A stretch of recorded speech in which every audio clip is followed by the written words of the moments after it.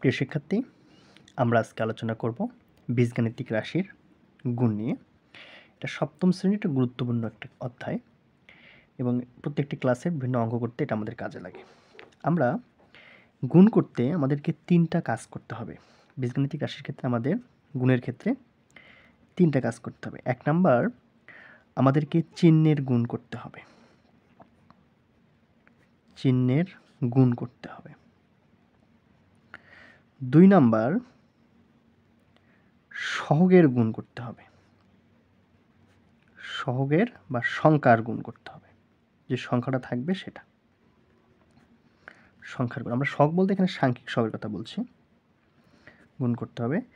3 number, আমাদের যে চলকটা থাকবে বা যে অক্ষরটা থাকবে সেই অক্ষরের গুণ করতে হবে।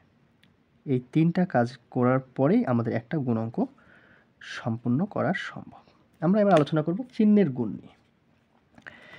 প্রথমে আলোচনা করব আমরা চিহ্নের গুণ।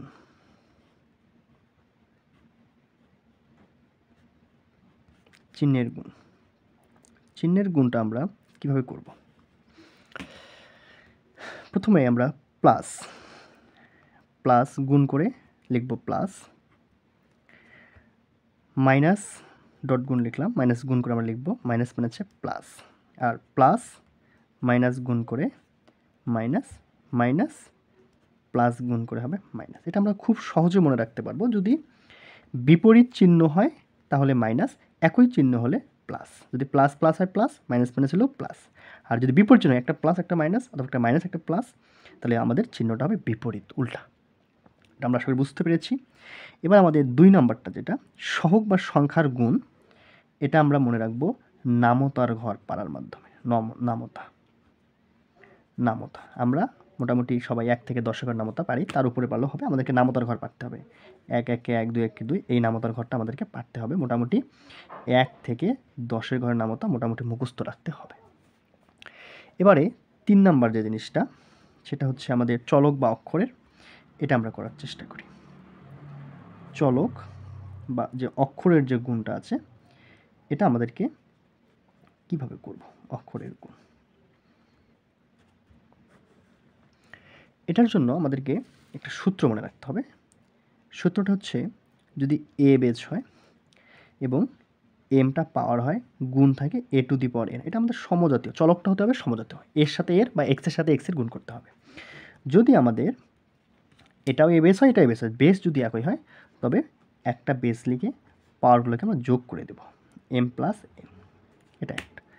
2 নাম্বার, যদি একটা বেস থাকে এবং 2টা পাওয়ার থাকে, এটা একটা পাওয়ার একটা বাইরে থাকে, তাহলে এই পাওয়ার 2টা আমাদের গুণ হয়ে যাবে, এ এম গুণন এন অথবা A to the power M N লিখতে পারি আমরা। আশা করি আমরা এই কথাগুলো বুঝতে পেরেছি। এবার আমরা 2টা অঙ্ক করব। আমরা প্রথমে শুরু করছি এক পদের সাথে এক পদের যে গুণগুলো হয় সেটা কিভাবে করতে হয়। এক পদের সাথে এক পদের গুণ। আচ্ছা, শুরু করি আমরা। আমরা প্রথমে বলেছি চিহ্নের কাজ করতে হবে, যেহেতু এখানে প্লাস চিহ্ন, প্লাস প্লাস প্লাসে প্লাস হবে, সামনে প্লাস দিলেও সমস্যা নেই, না দিলেও কোনো সমস্যা নাই।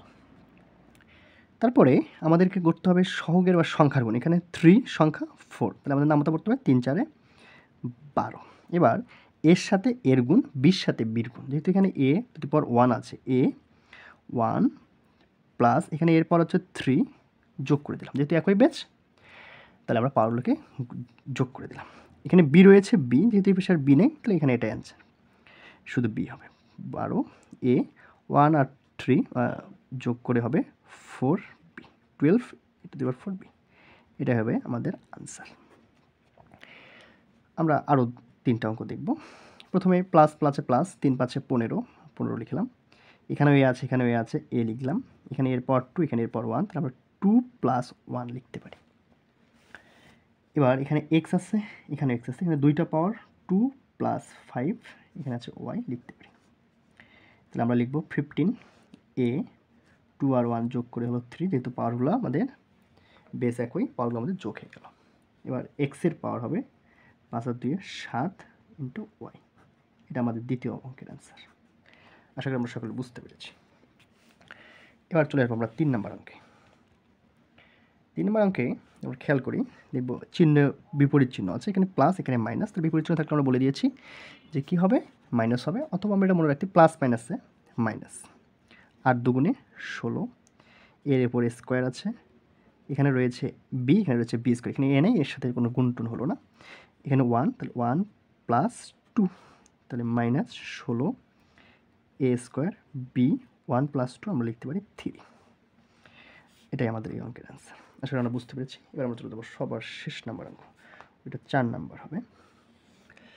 তাহলে এই অঙ্কে এখানেও মাইনাস, এখানে মাইনাস, সমজাতীয় হলে আমরা বলছি প্লাস হয়, আমি প্লাস দিলেও হবে, না দিলেও হবে। তাহলে 3 6 হবে 18, পি বেস, এখানে পি বেস রয়েছে, এখানে পি পাওয়ার 2, এখানে 5, 2 প্লাস 5 কিউ 3 প্লাস 4, এখানে 3টা কিউ রয়েছে, 4টে কিউ, 3 প্লাস 4 লিখে দিলাম।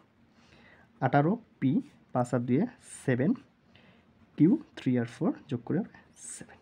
এটা এই অঙ্কের অ্যান্সার। আশা করি আমরা সকলে বুঝতে পেরেছি। ধন্যবাদ সকলকে।